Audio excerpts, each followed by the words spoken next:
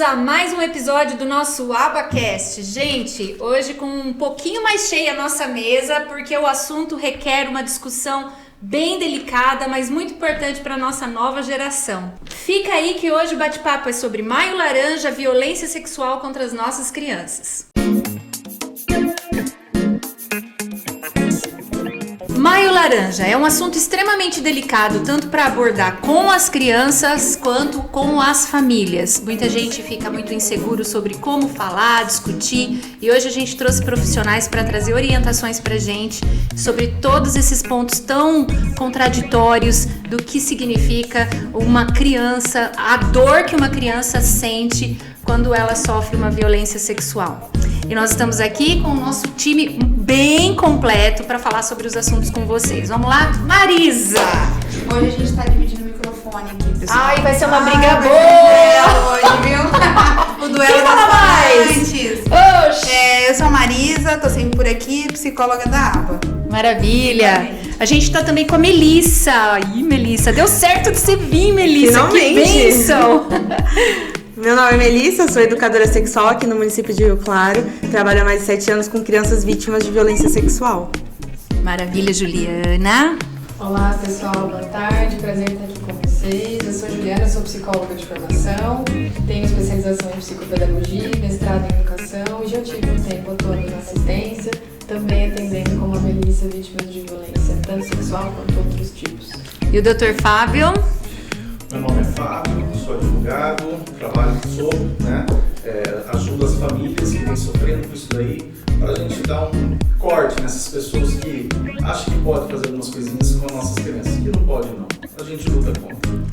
Maravilha. Gente, violência sexual contra a criança. Eu acho extremamente violento, abusivo, mas eu vejo que em alguns lugares isso chega a ser até cultural. Né? A gente já atendeu crianças aqui que chegaram com 12 anos com histórico de violência e para elas era tipo assim, é normal, já aconteceu com a minha mãe, já aconteceu com a minha tia. Sim, é uma coisa quase geracional, né? As famílias vão vivendo isso e de uma certa forma, mesmo que com pesar, naturalizando, né, essas questões. Mas qual é o impacto, Juliana, de uma violência tão grotesca na infância? Acho que são muitos, né? Nem sei se dá pra gente enumerar, assim, quais são esses impactos, mas tanto do ponto de vista psíquico, emocional, social, biológico, que tem os danos biológicos também causados. Se a gente pensa numa situação de abuso, tem danos pro corpo dessa criança, né? E para as emoções que ficam todas desorganizadas, e é muito o que a Marisa falou. A gente percebe nos casos de violência de criança e adolescente que é cíclico mesmo, assim, tem uma questão das gerações e da falta de informação muitas vezes e de acesso a conhecimentos que possibilitem que essas pessoas entendam que tem toques que não são autorizados, né? Sim. E acho que é disso que a gente talvez possa falar um pouco hoje para as famílias.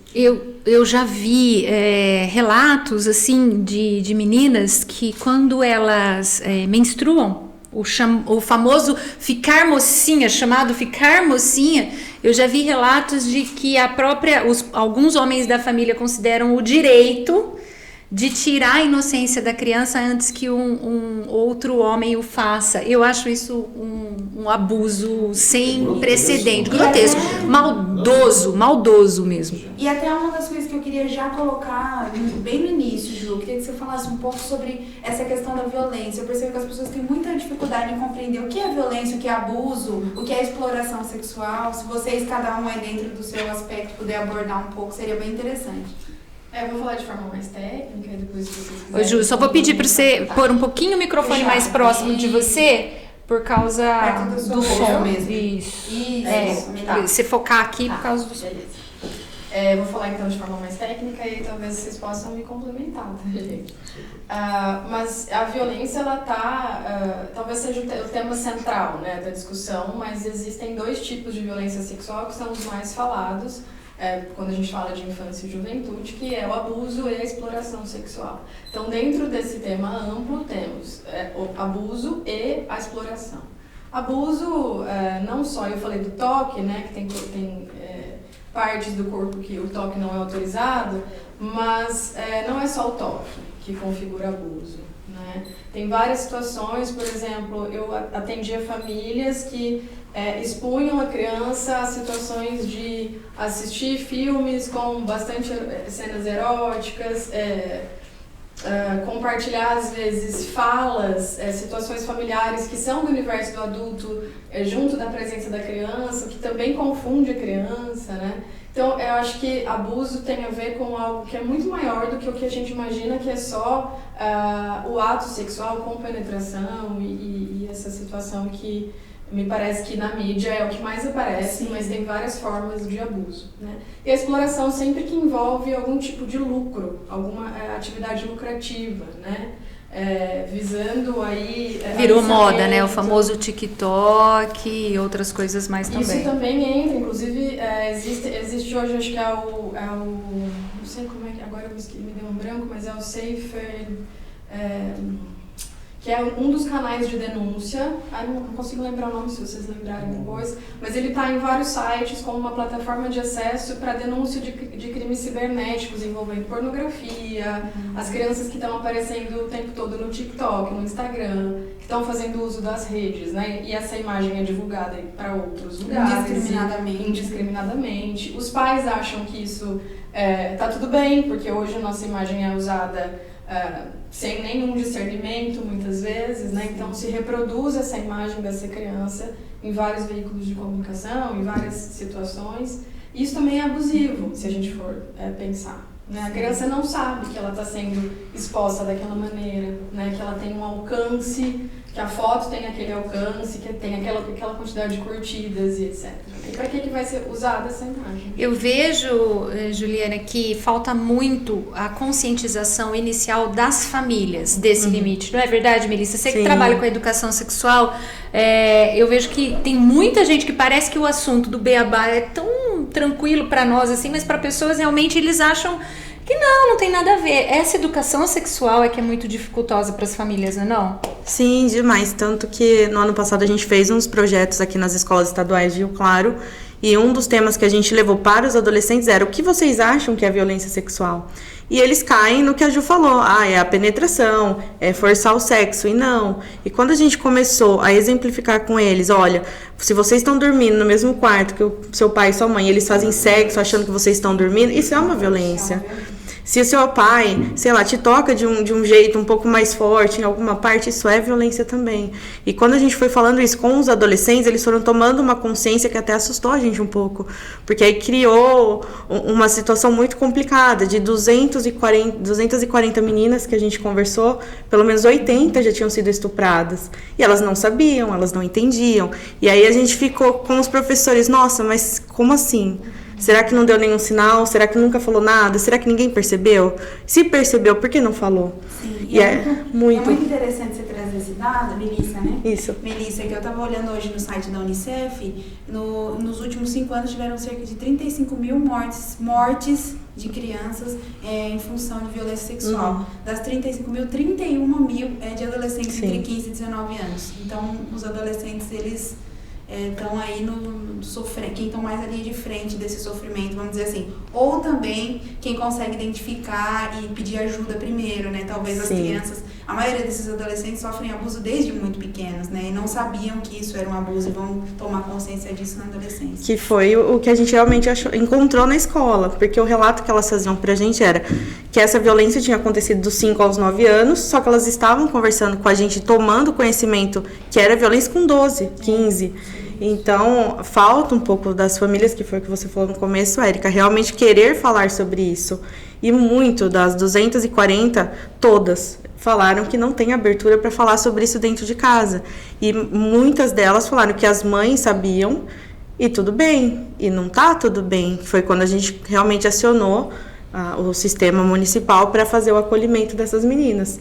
Então, assim, a mãe sabe, o pai vê, a avó sabe, e aí entra naquele pacto de silêncio que a criança fica: meu Deus, eu não posso falar, eu não posso pedir ajuda porque minha família tá ok com isso. Ou seja, a família que é para ter a confiança dos pais não tem. Infelizmente, muitas... Quebra. Eu percebo que esse movimento de silêncio das famílias, não sei como é que tem sido os casos que eu já tenho acompanhado, acho que você pode me complementar.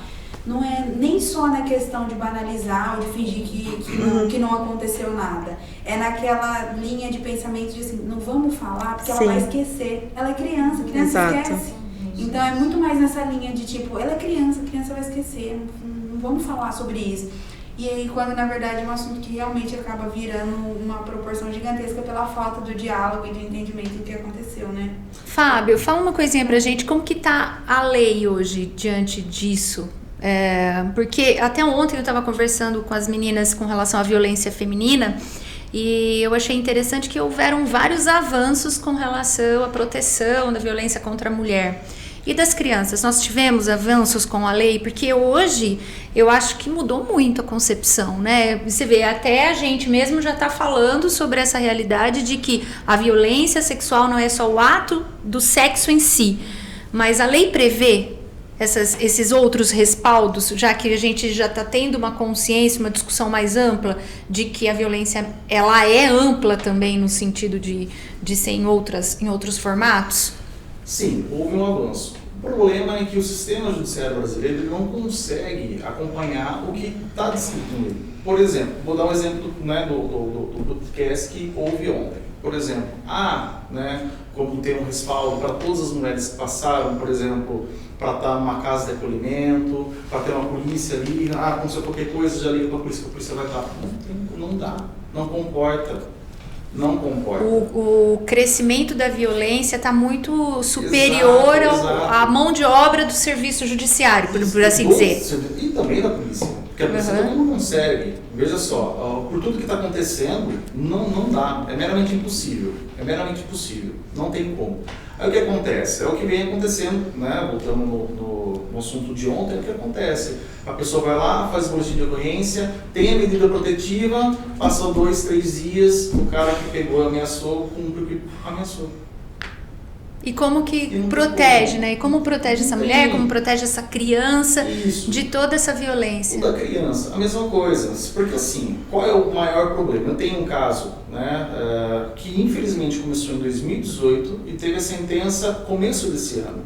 É muito tempo. Muito tempo. A criança estava menor de idade e hoje ela já está maior de idade. Nós temos um caso que a pessoa não foi nem acionada, né? A menina engravidou, teve bebê. Nossa. E assim, de um familiar direto, tá? Isso. E até hoje, nem acionado o cara foi pela justiça. Isso faz 3 anos. Até pensando nisso que vocês estão falando, Fábio, eu acho que nós somos uma sociedade legalista. Eu acho que a gente tem muita lei, mas a gente não tem estruturalmente um sistema que proporciona o cuidado direto dessas pessoas. Então a gente deixa um monte de gente desassistida, né? As leis, eu acho que têm a sua legitimidade, é boa, são claras. No papel é maravilhosa, né? Mas na prática, às vezes deixa, porque não tem como.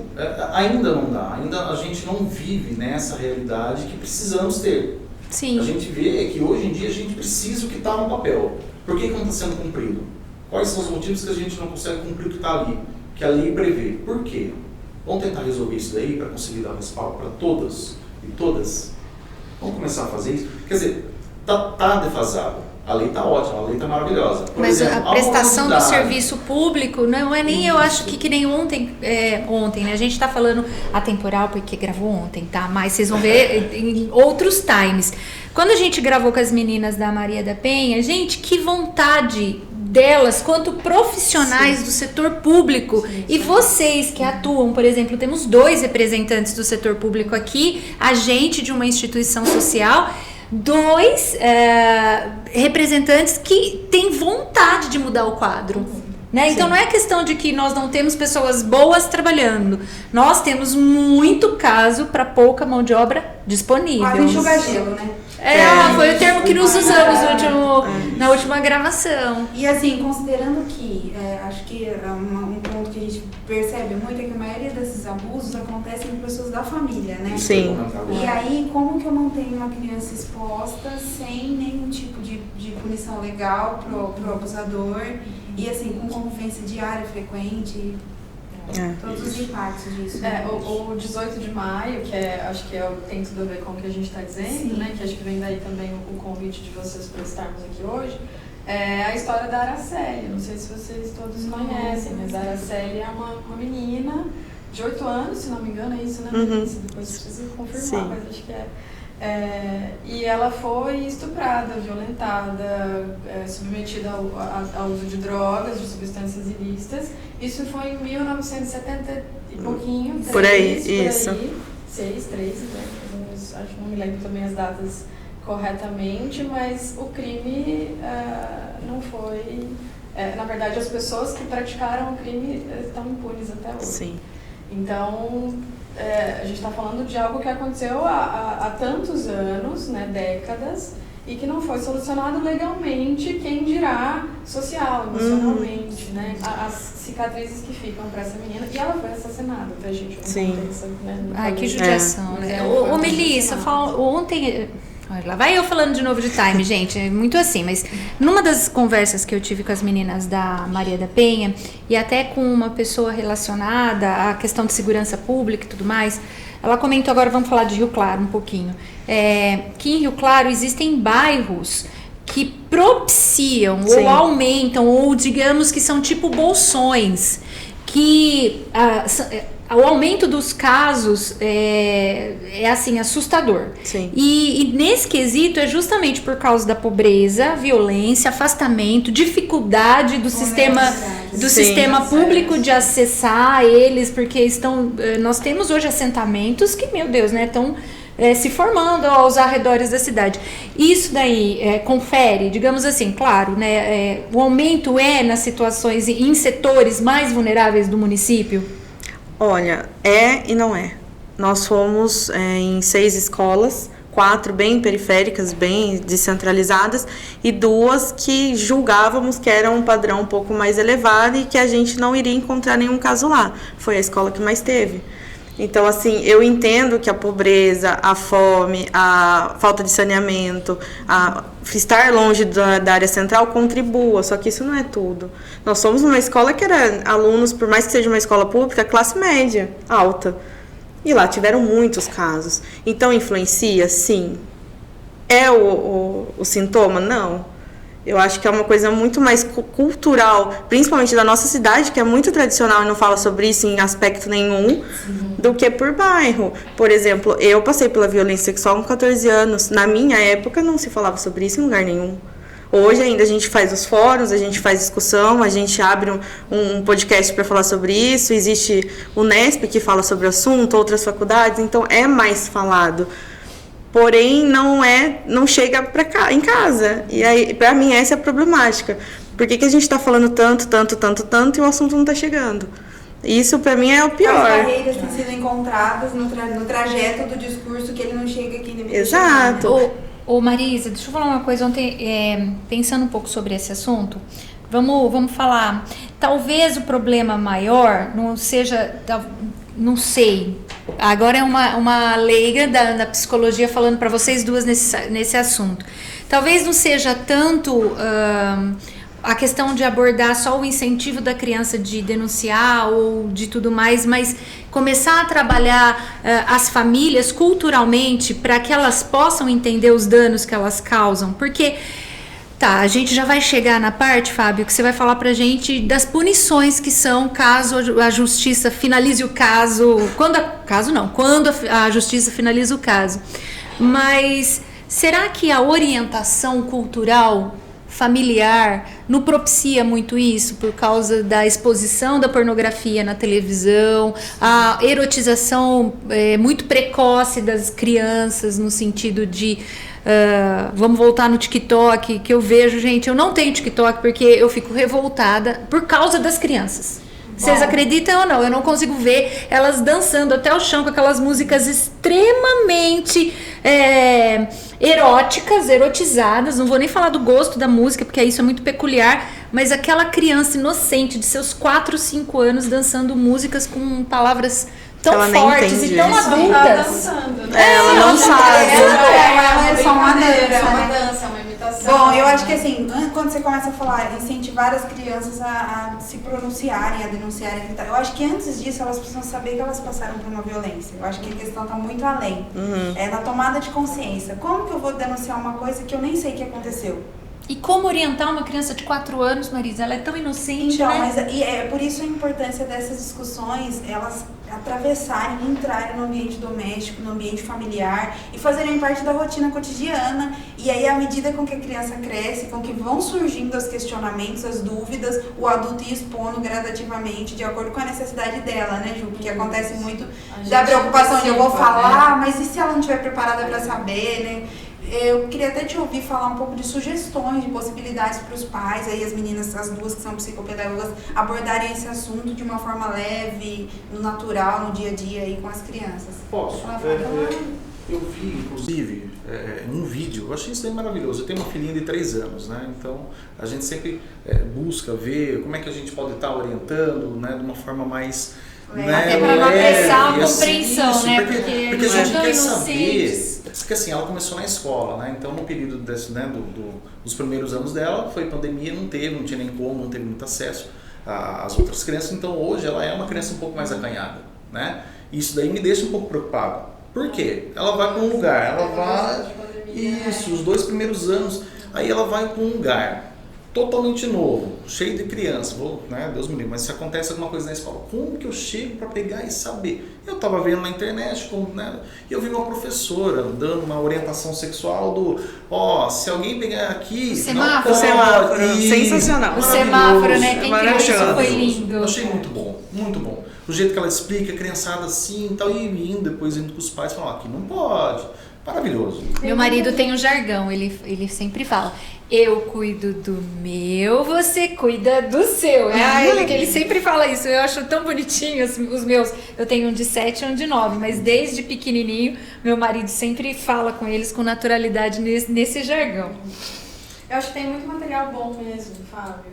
Marisa, acho que tem muito recurso para trabalhar, mas a grande questão é como é que a gente faz com que isso se torne acessível para as pessoas. A internet está cheia de coisas interessantes. Sim. Pipo e Fifi. Maravilhoso, da Carolina Arcari. Isso, que é uma pedagoga também e tá super adaptada à linguagem. Tem o Pipo e Fifi Bebê, não sei se você já viu. Tem o De Onde Vem o Bebê, que é muito bom também. Então, bem eu bacana. acho que esses materiais lúdicos que conseguem proporcionar para a criança um entendimento, primeiro do próprio corpo, que acho que é isso que você fala, Érica, de uma noção de que o corpo é meu, né, desde pequenininho.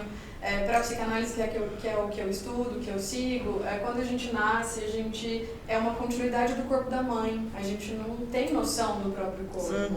Então a gente se guia por aquela que é a pessoa que está com a gente, que é a referência, mãe, pai, depois que entra nessa relação, porque inicialmente é a mãe, né, que gera, da gestação.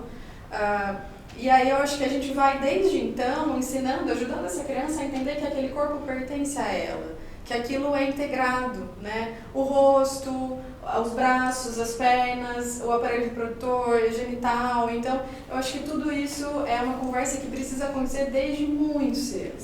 Né? No desfraude, que é uma fase interessantíssima na educação infantil, a gente faz muito isso. A criança, quando ela tira a fralda, ela percebe que ela tem algo ali. Né? Que é diferente, inclusive, o menino da menina. E aí a gente precisa falar sobre isso com as crianças. Né? Então, pode falar.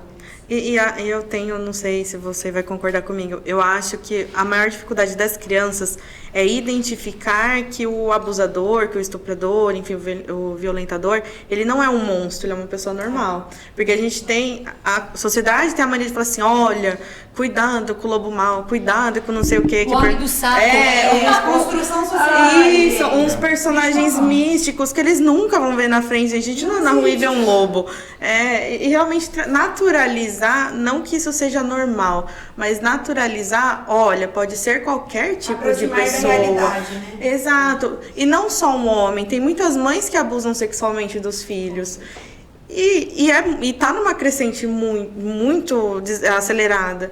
Então, acho que quanto mais a gente for sincero com as crianças dentro, lógico, do que eles conseguem entender, melhor. Porque não adianta eu fantasiar, não é uma fantasia, é uma violência. É um homem, é uma mulher. E eu também entendo que as crianças, quando vão ser abusadas, O abusador sabe como tocar, ele sabe como fazer ser gostoso. Então, assim, a criança ela tem que entender que independente se é bom, se não é, isso é errado, é um toque errado. Está antecipando o processo. Exato, não é natural. Por mais gostoso que seja, porque o abusador ele tem esse poder de fazer ser bom, essa criança tem que entender que não é legal, que não é bom. E eu acho que falta esse tato um pouco, até pra gente falar com uma mãe de uma criança. Por exemplo, eu não vou chegar na esposa do Fábio e falar, viu, explica pra sua filha que o toque lá, não sei o quê. É complicado até pra gente que é educador, pra vocês que são psicólogos, enfim, pra todo mundo, porque é um assunto que a gente... Delicado, né? Delicado, e a gente tem um tabu com o corpo. É histórico, é social. E eu acho que o que confunde a gente é que muito tempo isso ficou na ordem do privado. Sim. Né? A intimidade daquela família. E isso é uma das maiores barreiras para denúncias. Sim. Quando a gente trabalha na rede, a gente sabe que é assim que funciona. É assim. A exposição. Então, você falou, eu achei muito legal você trazer isso da escola, uma escola que tem pessoas ali com uma condição social mais favorecida, Sim. econômica, né? E uma outra diferente, né, mais periférica, mais vulnerável, as pessoas Sim. mais frágeis socialmente. E a média foi a mesma. Exato, né? Porque não se trata necessariamente Até pra gente desconstruir disso. né? Exato. A coisa da vulnerabilidade ser um fator único, exclusivo de risco, né? Eu me lembro quando eu estava na escola, que tinha um caso, eu atendi um caso, não era violência sexual, era violência doméstica contra a criança, e eu estava numa escola privada, né? Isso há muitos anos atrás. E teve um caso de violência contra essa criança que a escola identifica e a gente faz todos os trâmites que são necessários, conselho, etc.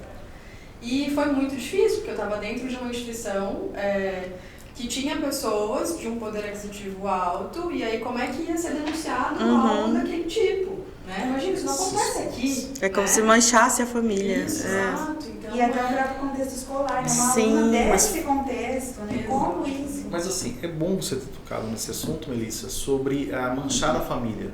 Porque muitas vezes, mesmo sendo né, da própria família, vamos lá, o tio fez alguma coisa com o próprio filho e tal, a pessoa não fala por quê? Com medo de manchar a família. Gente, meu Deus. Não, mas isso é super Não, comum. gente, eu acho que, não sei se a Marisa lembra, mas nós tivemos situações aqui que envolvia ou era o afilhado ou uma Sim. pessoa próxima, alguns anos atrás, e a esposa ela tem medo, né, de causar mal-estar no casamento. Não é o marido que faz, é um outro terceiro da Sim. segunda família, do segundo casamento.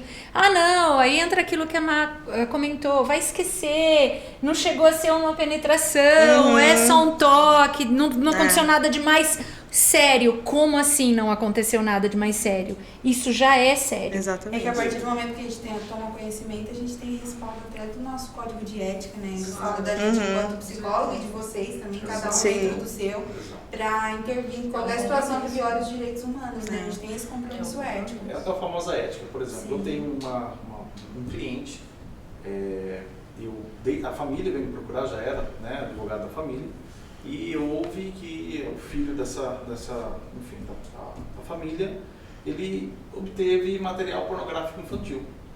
Pediu para pegar e fazer, eu não faço. Não, mas a gente não está querendo que você liberte, a gente quer somente que você faça com que faça a justiça, porque eu não quero que ele venha em qualquer advogado, porque a gente quer que ele pague. Legal. Porque a gente não quer que ele saia livre, porque está errado o que ele fez. A gente tem consciência que está errado. Então, por favor, eu quero que você seja advogado, eu quero que você vá pelo caminho... Pela que justiça. Pela justiça. Fala, olha, maravilha, cometeu o crime, tô aqui para que até a pena seja justa. Exato, Digamos que foi mais ou menos esse exato. discurso. Basicamente isso, mas assim, ele falou, não, eu quero que ele vá lá, e ele, tô até arrepiado, não tô brincando. Porque isso aí eu achei muito legal, porque é difícil. E é uma família totalmente carente. Totalmente carente. Né? Mas que tem um entendimento Mas do que que tem- pode, do que não pode. Mais Outra uma vez a coisa- gente lembrar da classe social, Isso, pra porque gente assim, ó, entender que... qual foi o que o pai dessa pessoa não conseguia entender? O que ele não conseguia entender? Como que ele conseguiu ter esse material? Porque a informação né, que ele passava para os pais, óbvio que tem aquela coisa de vergonha e tudo mais, ele falou que ele construiu um computador e dentro desse computador já tinha esses materiais. Só que a Polícia Federal não ela faz toda a investigação e ele pegou um aplicativo onde você baixa a música, o famoso Emule, né, de Forchard, uma coisa assim, e quando você joga palavras-chave, né, no nosso meio a gente sabe que é o PIDO, em outras palavras, vai direto, já aciona a Polícia Federal. Então já começa o histórico, acende no sistema, né, eletrônico da Polícia Federal e já começa a fazer pesquisa e começa a monitorar a pessoa. Olha só, que É interessante. muito, é sensacional. O sistema de rastreio. E assim, vê tudo, mas assim, tudo que você baixou, né? Porque ele pega toda a parte do IP, né, da casa da pessoa e vê tudo que você legal. faz. Tudo. Que hora que você conecta, Nossa, que hora que você ligou o informação computador, preciosa. tudo. E ele não entendia isso daí. Como que foi? Aí pega, fala, isso aqui, que ele nunca mexeu na internet, ele não tem absolutamente nada. Então, ó, isso aqui é um roteador, isso aqui é a parte da internet, você vai explicando pedacinho por pedacinho. Na hora que ele entendeu, ele fez assim. Não acredito que uma vergonha. Por favor, eu quero que seja, eu quero que ele pague. E eu acho que o interessante é que muitas vezes a pessoa que consome a pornografia infantil, aí eu falando longe do microfone, né, Zica? A pessoa que consome a pornografia infantil, ela não tem, às vezes, noção do dimensão do quanto Sim. ela está financiando. Isso. Quanto de criança sendo Exato. abusada para fins financeiros, né? exato. Quer dizer, você é cúmplice de um crime. Não é só porque você tá quietinho na sala da sua casa, vendo, porque tem muito aquilo, né? Ai, deixou, que nem você falou, ai, gostou, a criança até gosta. Na verdade, tem muitas vezes incentivo do uso de drogas. Sim. Tem muita coisa que envolve aquela criança, o pré-adolescente, para estar Sim. participando daquilo lá. Sim. E aí a pessoa acha que não, eu sou isenta. Não, ela é cúmplice de um crime. E isso tem penalidade, não tem? Tem. A minha pergunta. E tudo, por exemplo, ele tinha mais de 30 e poucos, 60 e poucos vídeos. Gente, né? nossa. Então, são 60 penalizações, entendeu? Para cada um. Para cada vídeo, então é uma penalização. Então, digamos assim, que ele vai pegar o teto, né, da pena, né? Ainda não saiu a sentença. Ele é menor de idade? Não, já é maior. Menor de idade, Já é maior. tá. Já tem 40 e poucos Porque senão a anos. gente 40 entra não, numa 30 e outra poucos anos. discussão, né? Que Então, também assim, acontece Os autores de muito, ato né? infracional. Aí o que acontece? Ele tem, são essas, vamos lá, 60 vídeos. Como é um programa que automaticamente compartilha, então, vezes 2. Porque ele Nossa. compartilhou, que daí tem outra penalização. Por quê? Obter, Incentivar. reproduzir e compartilhar. Então, são 3 tipos de penalização. Mas você sabe que eu fico pensando nisso também de um outro lugar, assim, né? Acho muito interessante, inclusive, essas informações que você traz, esse rastreio da inteligência artificial trabalhando maravilhoso. em prol dessas causas, né?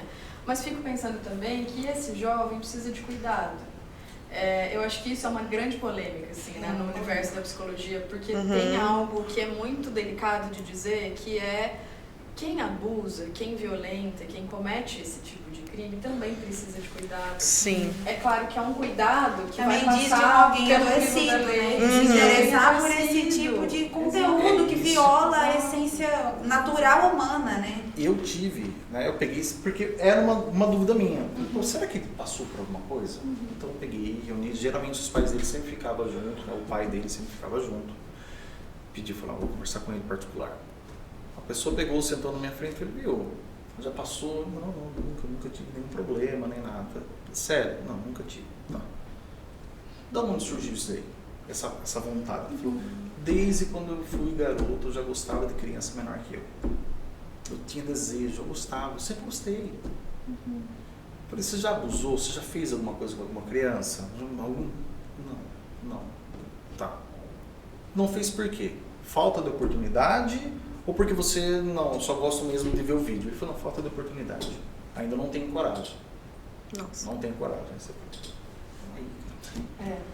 É um passo dele, né? Exatamente isso. A linha entre a oportunidade e a Sim. falta dela é muito tênue. Exato. Aí quer Muito dizer, tênue. aí já pensa que já olhei pro pai, daí falei, não, obrigado, já terminei ali a entrevista, eu falei, pai, não sei como é que vai ser daqui em diante no processo e tudo mais, mas se por eventual, né, não for condenado, ou depois que ele sair da condenação, levar ele no psicólogo. Sim. Porque Precisa. talvez, né, Fábio, o que pudesse ser explicado e conversado com esse jovem é por que o abuso é crime? Porque a gente está violando um direito fundamental que é o respeito ao outro, a liberdade do outro, o corpo do outro, a vida do outro. Tudo isso que infringe essa liberdade não pode ser feito. Exato. E é isso que a gente precisa, talvez, tem que voltar, né? Sim, voltar algumas casas. Sim. Né? Porque a gente fala em abuso e parece que é isso que você falou, né, Melissa? A figura do monstro. Talvez, né, olhar um pouco para isso que acontece antes de chegar lá. Sim. Né? O abuso, é crime, porque a gente viola um direito fundamental.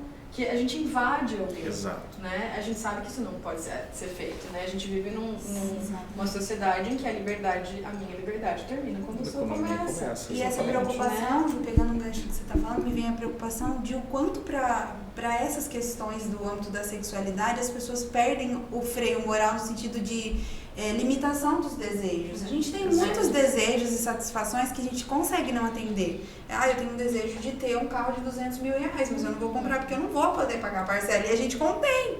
Então, a partir do momento que o direito está relacionado a questões sexuais, as pessoas têm uma moralidade muito reduzida e elas flexibilizam isso, invadindo e atacando, violentando o outro com uma facilidade muito absurda, né? O famoso jeitinho brasileiro. Eu não posso ter, mas eu consigo tirar uma casquinha. Tem que parar com isso. Isso é o pior, isso daí geralmente vem com exemplo. Exato. Sim. E aí, eu não sei se vocês percebem, mas me dá sempre, quando eu escuto nessas histórias, sempre uma impressão de que o eu é maior que o outro. Sim. Então, existe uma formação egocêntrica desse sujeito que acaba violando o espaço do outro, porque ele entende que não tem limite. Né? E aí, às vezes, é uma questão pedagógica, de ensinar sobre limite desde pequeno. E a gente volta no pedagógico, que é pedagógico. Exato. Antes de chegar na saúde, ou talvez junto da saúde, ela precisa ser pedagógica. Né? Vamos lá, gente. Vamos pensar então como que a gente orienta essas famílias hoje na questão de, tanto na educação sexual quanto na denúncia quando tem consciência de um abuso, o que ela deve fazer, quais são as ações, porque tem a investigação da Receita para vídeos, mas dentro de uma casa, como que a gente percebe? Quer dizer, são inúmeros questionamentos em um só. Vamos lá. Por exemplo, vamos lá. Como a gente nota? Parte 2. Eu acho que a criança ela dá sinais, né? Sim. Então isso eu vou deixar para vocês psicólogos. Eu vou deixar 3 questões aqui. Como a gente nota que uma criança pode estar passando por uma situação dessa? Tem como? 2, como orientar as famílias para cuidar e proteger das crianças, principalmente nessa exposição erótica das crianças na internet. E 3, aqui no município, quais são as pontes de apoio ou onde a gente denuncia. Eu vou começando com vocês e depois isso. E aí eu vou servir quando necessário. Vou deixar essas 3 aí, porque aí a gente vai caminhando para o final da nossa discussão, mas eu acho que a gente precisa passar uma orientação para quem está ouvindo e assistindo com relação a esses detalhes, né? A gente falou de muito desalento, é importante a gente falar agora de pontos de referência para as pessoas se atracarem nesse. Sim. Vamos lá, Ju, vamos começar para como que a gente descobre, assim, ou começa a desconfiar que talvez haja a realidade de uma violência sexual dentro de casa. Eu acho, Érica, que eu não gosto muito dessa coisa dos sinais e dos sintomas, porque eu acho que as crianças são muito diferentes umas das outras e algumas não vão dar sinais. Ou esses sinais vão aparecer muito tardiamente. Então, o que eu sempre digo para as famílias é da importância do vínculo e da abertura para o diálogo. Então, perceber que essa criança, você conhece teu filho, né? Você sabe como é que ele funciona, qual é a dinâmica dele. Então, se você nota que tem algo diferente, isso pode ser um sinal de muita coisa, inclusive de uma violência sexual, né? Ou de bullying escolar, tem muita coisa misturada nesses sinais, né? Eu acho que tem um risco da gente fechar um quadro de sintomas e sinais e a gente deixar alguma coisa de fora, ou a gente generalizar esse sintoma, né? Então, eu ouço muitas pessoas falarem, criança que é vítima de abuso geralmente se masturba. E faz isso na escola, em vários lugares, isso é necessariamente, mito, né? Talvez essa criança esteja deslocando o prazer para um lugar do genital, do seu aparelho, da sua genitália. Então, tem muita coisa que eu acho que é individual demais para a gente colocar num enquadramento, assim, sabe? Mas eu acho que tem algumas dicas que são possíveis, que é isso de crianças muito pequenas. Hoje a gente vai falar com os pais, né, de crianças de 0 a 4. Então, crianças muito pequenas, você falando da sua filhinha, né, Fábio? É muito possível conversar desde pequeno sobre sexualidade com as crianças. E lembrando que sexualidade e sexo são coisas diferentes, né? Sexualidade é tudo aquilo que diz do nosso prazer, do que a gente deseja. E a vida é feita de desejo. Quando a gente não deseja mais, a gente está deprimido, está com algum tipo de questão que precisa ser cuidada, né? Então, acho que é nutrir essa conversa com essas crianças nos pequenos espaços do dia a dia mesmo. Né? Ficar próximo da escola, que é uma rede importantíssima para isso. A escola percebe muita diferença nas crianças quando tem algo acontecendo. E a escola geralmente é uma das maiores vozes para denúncia de casos de abuso sexual, né? Então, eu acho que nas pequenas coisas do cotidiano mesmo, sabe? De participar da vida da criança, de poder falar com ela sobre isso. É um olhar atento. É um olhar atento, cuidadoso mesmo, de perto, né? Sem terceirizar, né? O máximo que conseguir, assim, de estar próximo, porque eu sei que a vida das famílias, dos adultos é muito corrida e não dá pra ficar o tempo todo junto e presente. Mas se você tiver um pouquinho do teu dia para sentar com essa criança e conversar como foi a vivência na escola, a experiência com os amigos, se conheceu alguém novo, como é que tá aquele professor que chegou novo na escola, né? Então coisas muito pequenas, assim, que parecem até, nossa, mas isso vai prevenir? Isso vai combater abuso, né? Esse diálogo eu acho que é sempre a maior aposta, né, para a prevenção desses casos. Perfeito. Mel, fala pra gente então um pouquinho sobre como as famílias precisam lidar com descobrir o que tem esse abuso, qual é a orientação que a gente dá? Eu acho que primeiro eu vou voltar na questão que a Ju falou do eu.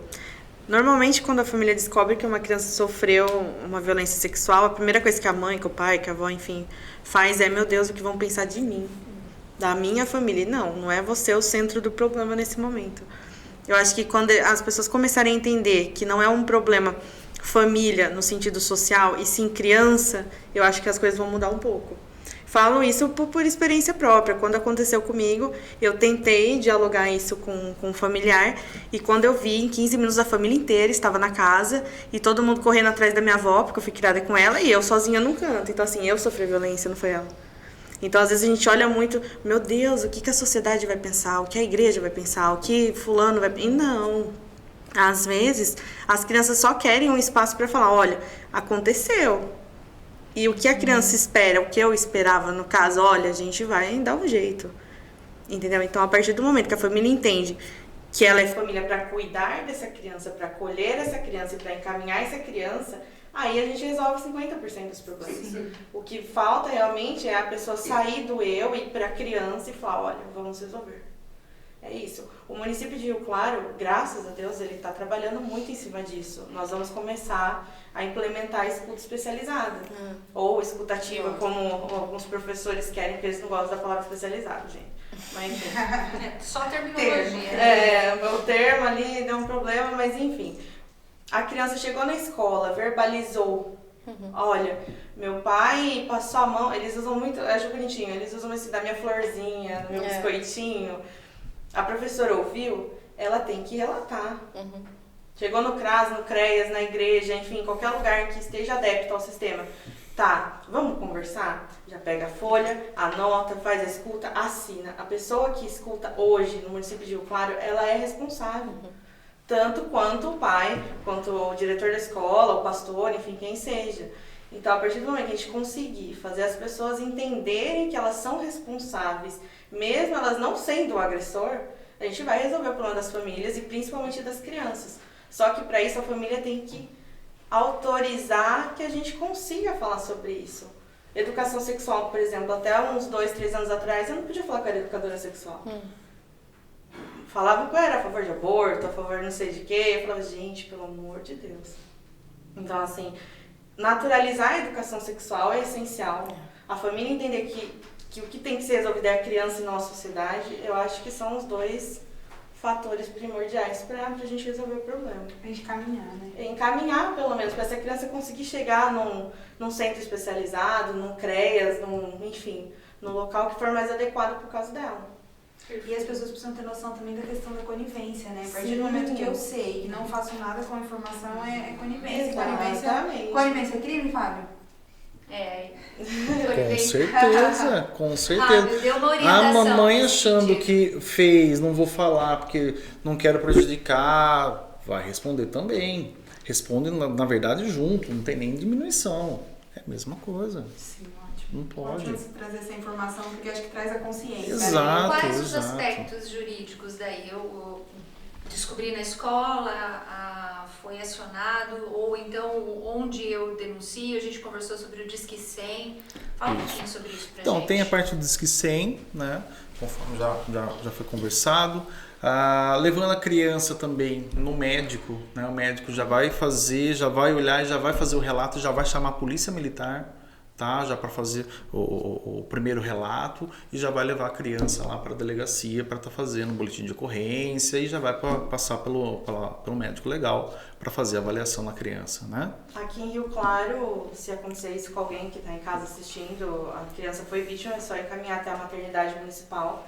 Lá já tem uma equipe especializada para isso, que aí já conversa tanto com o SEI, né, que é o Centro de Especialidade Infantil, quanto com os CRAS, para já em rede conseguir fazer o atendimento dessa criança. Então a família já sai referenciada. Já sai referenciada e aí a criança é ouvida apenas uma vez. Ela não repete o que aconteceu, até para não ficar revitalizando isso.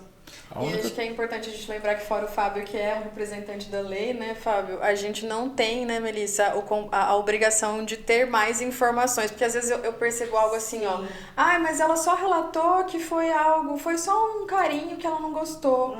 Eu acho que isso nem é abuso. Você não tem competência para dizer o que é abuso. Não. Você escuta o que a criança diz, registra o que a criança falou e você encaminha. A escuta especializada está aí para isso, valida a criança. Depois isso vai passar por um processo investigativo. Não somos nós que vamos fazer. É o Ministério isso, Público. né? O Ministério Público Então, ele vai a gente- analisar tudo, vai passar, a criança passa para o psicólogo, vai passar pelo CRES, vai passar por todos os órgãos, vai chegar no Ministério Público, o Ministério Público vai olhar, vai ver certinho e falar, realmente vejo que foi abuso. Então, vou oferecer a denúncia contra o agressor, né? O denunciado. E ponto, ali começa. A minha dica que eu dou para vocês, pais, se possível, vai acompanhado nesses trâmites, principalmente na parte da delegacia com o advogado. Tenha respaldo. Vai advogado, às vezes não tem condição. Às vezes, se você conseguir pelo menos um representante da OAB, qualquer coisa, não vá sem advogado. Ali você vai ter o respaldo, você vai saber o que é que está acontecendo. Você, às vezes, porque você está tão desesperado, às vezes o delegado, né, a delegada ou o escrivão fala alguma coisa que às vezes você não entende, você acha que foi meio afrontoso, te deixou com medo, e a intenção não é essa, a intenção é acolhimento. Então, ali a delegacia, geralmente, ela vai fazer o acolhimento, vai acolher você, vai acolher a criança, que é o primordial, e aí começa todos os trâmites. Então, se você está com um advogado, o advogado ele vai conseguir orientar, falar, aconteceu isso, aconteceu assado, o próximo passo vai ser assim, e assim você vai conseguir ficar mais tranquila, né? Mais tranquilos, né? Para pegar e tá dando o devido andamento. O problema que eu tive, por exemplo, no meu processo, né? Onde, graças a Deus, conseguimos comprovar que houve, né? Não pegou a pessoa no ato, ainda bem, né? Porque é 1000 vezes pior, mas a criança relatou. A criança estava se cortando, ela já estava nesse estágio da depressão e a mãe trabalhava muito e não pegou. Ela viu que alguma coisa estava errada, porque ela deixou um material cortante com uma criança, com uma coleguinha. A mãe da colega olhou e falou, o que é isso? Eu sempre revisto as coisas, né, da escola. Olhou e falou, o que é isso daqui? Minha coleguinha deixou comigo. Peraí, ligou para a mãe e falou, tá acontecendo assim, assado. Ela pegou, daí ela viu tudo cheio de corte. Tá cortando, até ter a coragem de cortar profundo. Né? Ainda bem que deu tempo. Só que aquele processo, quem foi, o que aconteceu, pelo amor de Deus, e vai, e começa a soltar nome. Foi isso, foi fulano, foi Beltrano. Aí na hora que descobriu quem foi a pessoa, ela desabou. É uma pessoa muito próxima. A pessoa que cuidava da criança. Entendeu? Era o padrasto. Não. É, que tem uma incidência enorme. Sim, muito. Ele não considera que E aquela coisa. coisa. Não, mas olha só que engraçado. Começou, quando casou, né, com a mãe da criança, a criança, se não me engano, tinha 1 ano, 2 aninhos de idade. Começou a ter relação com 10 anos, 10 para 11 anos. Que é quando A o corpo começa a relação. mudar. Aí a relação foi até os 14 dela. Meu Deus, 4 anos de abuso. Entendeu? 4 anos de abuso. Depois desses 4 anos foi quando houve-se, né, essa denúncia e tudo mais. Aí estamos agora, ela já é maior de idade. Saiu agora. Até então ela estava com depressão, não conseguia sair na rua, ela ficava com medo. A pessoa que sai lá na sociedade, aquele monte de gente começa a ficar desesperada. Os impactos Calma. Sim, são horríveis. E hoje você vê, vocês, né, são profissionais da área, é impressionante o quanto que isso daí fica nítido, o quanto que ela não curou. Pode passar o que for, não parece que reverberando, não vai. impacta a construção Não vai. subjetiva do ser humano. É uma coisa muito E você importante. vê, eu tive, né, essa família sempre foi muito próxima da minha, né, então pra gente foi um choque. Foi onde eu entrei nesse mundo e falei, não, agora eu tô nesse mundo e eu vou sempre estar ajudando onde eu tive a oportunidade, inclusive, de conhecer a Melissa. Eu imagino o quanto não tem de relatos tão violentos, tão agressivos, né? Exato. Por isso que a gente está aqui. A gente está aqui hoje, Exato. finalizando uma discussão que eu acho de extrema importância, porque traz resultados para a comunidade, não só do indivíduo, mas para todo o restante, extremamente negativos. Ou seja, uma pessoa que adoece por uma violência de outra pessoa adoecida e que vai reverberar em outros processos de doença, seja ou de violência, ou seja uma pessoa se cortar. Então, a gente está tentando trazer aqui no Abacast alguns assuntos que são de relevância muito intensa na nossa sociedade para despertar a conscientização das pessoas acerca desses assuntos. Então, proteja suas crianças, proteja as nossas crianças. Ah, você acha que você não está correndo risco do seu filho estar sofrendo um abuso, sua filha está sofrendo um abuso, maravilha, não exponha ela na internet, isso também é um abuso.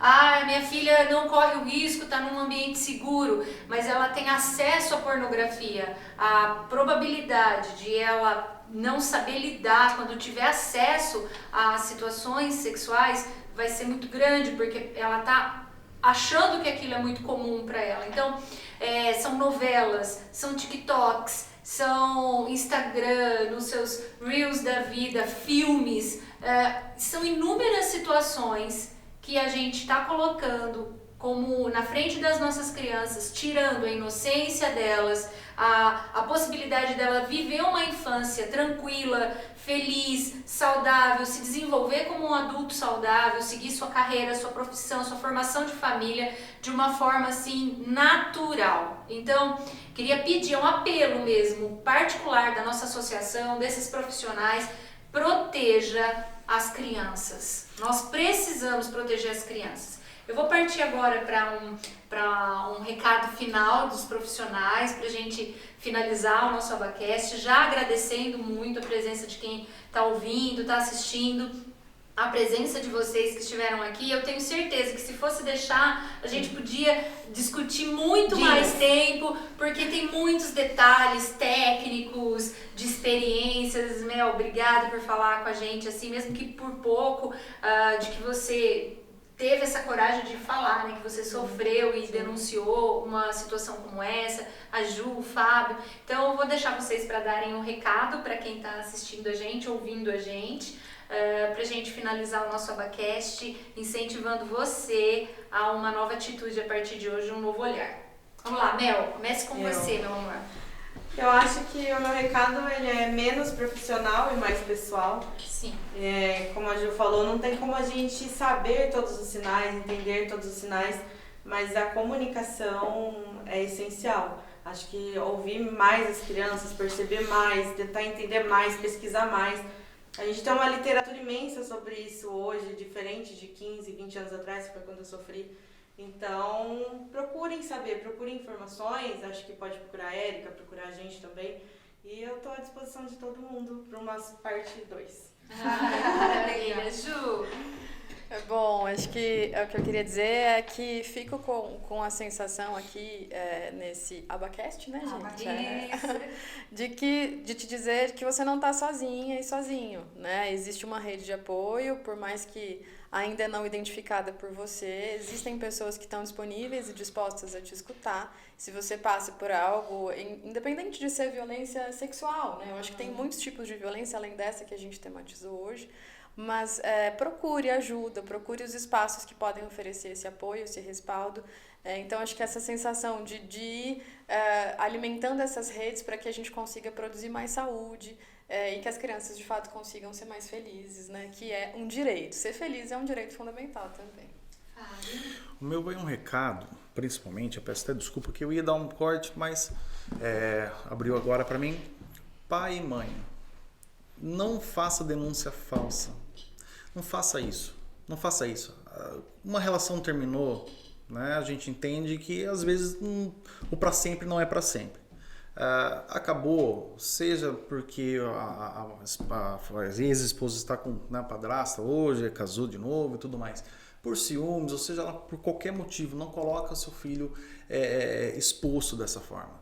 Não faça isso, porque havendo uma denúncia, seu filho ou sua filha vai estar sendo exposta, vai estar indo lá fazendo, passar por uma perícia para saber se houve ou não houve.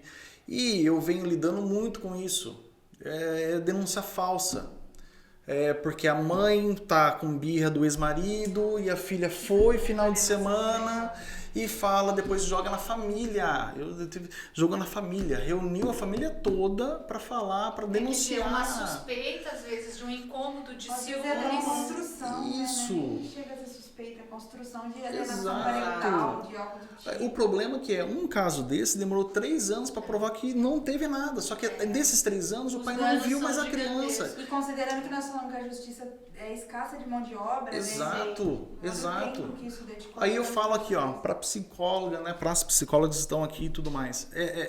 A criança ficou 3 anos sem ver o pai, pedindo o pai. Relatou, tem um relato judiciário, né? Lá pela psicóloga do fórum, que ela pede o pai. E não consegue ver o pai porque o juiz determinou que vai ter, se tiver visita, vai ser visita assistida. Tanto quanto um abuso, esse é um dano irreparável. Exato. Uma exposição desnecessária. Então, é bom esse recado, exato, eu acho interessante. Eu ia, mas a conversa foi fluindo, você lembra, ele não consegue. Tanta informação. Então, pai e mãe, não faça isso. Não faça isso. Seu filho e sua filha vai passar por uma situação que ela não vai esquecer. Vocês podem achar que esquece, mas não esquece. Não esquece. Vai ficar com falta do pai, ou vai ficar com falta da mãe, vai ficar com falta do padrasto que já pegou aquela certa intimidade por ciúmes bobo. Que nem a Melissa falou, que nem a doutora falou, que nem todo mundo já falou. Menos você, mais o outro. As coisas vão dar certo. Olá, Marisa. Vamos lá. Primeiramente, eu queria agradecer muito vocês por terem fomentado essa discussão tão importante, de forma tão construtiva.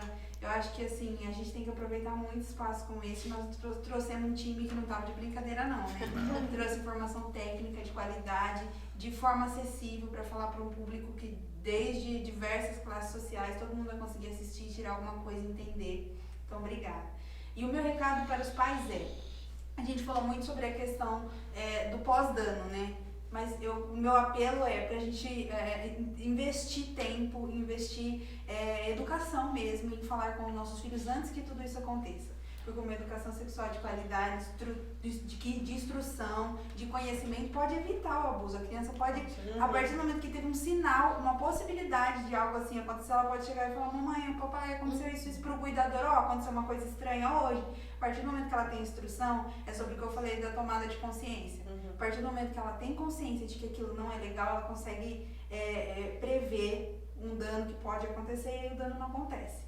Então, o meu apelo para que os pais quebrem seus tabus, conversem com seus filhos à medida que eles forem tendo dúvida. Não precisa falar sobre assunto que eles ainda não estão preparados para ouvir. À medida que as dúvidas forem surgindo: mas o que é isso? Mas por que isso? Responde a dúvida pontualmente, aí quando surgir uma dúvida maior, vai respondendo, porque à medida que eles forem se mostrando curiosos para determinados assuntos, significa que eles já estão aptos a entender, porque a curiosidade só vem a partir do momento que aquilo me desperta uma necessidade de saber. Então, eu acho que o meu apelo fica nesse sentido. Maravilha. Bom, pessoal, queria agradecer mais uma vez a presença de vocês, finalizando aqui o nosso Abacast sobre o Maio Laranja, violência sexual contra as nossas crianças. E como eu sempre termino, claro, nós somos mantidos pela Igreja do Nazareno, então nós precisamos falar que essa não é a vontade de Deus para nossas crianças. Deus tem um plano de paz, até a palavra diz que Deus tem planos de bênçãos para as nossas vidas.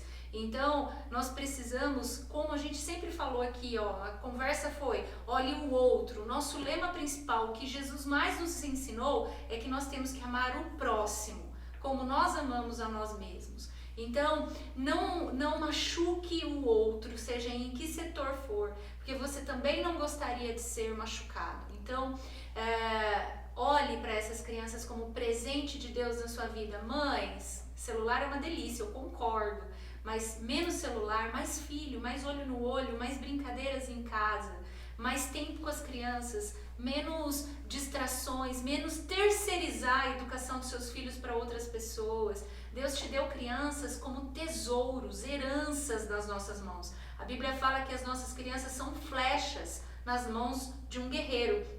Ou seja, o meu filho, a minha filha, eles vão ser lançados para o mundo. E quando eles forem lançados como flecha no mundo, eu espero que eles sejam um repetidor da palavra de paz, de bênção, de instrução para outras famílias, para outras vidas, criando filhos também saudáveis, construindo relacionamentos saudáveis. Deus nos criou para isso. Deus não nos criou para o escuro, para pornografia, para algo que traga malefício para a nossa alma. Então, ame o próximo como você ama a si mesmo, guarde as nossas crianças e entenda que o olho de Deus tudo vê. A justiça pode tardar, mas a justiça divina não tarda. Então, crendo nisso, seja qual for a sua fé, coloque seus olhos em Deus e observe a sua família como o bem mais precioso da sua vida. Um abraço muito grande para você que ficou até agora aqui com a gente. Um abraço para todos vocês e até o próximo Abacast, se Deus quiser.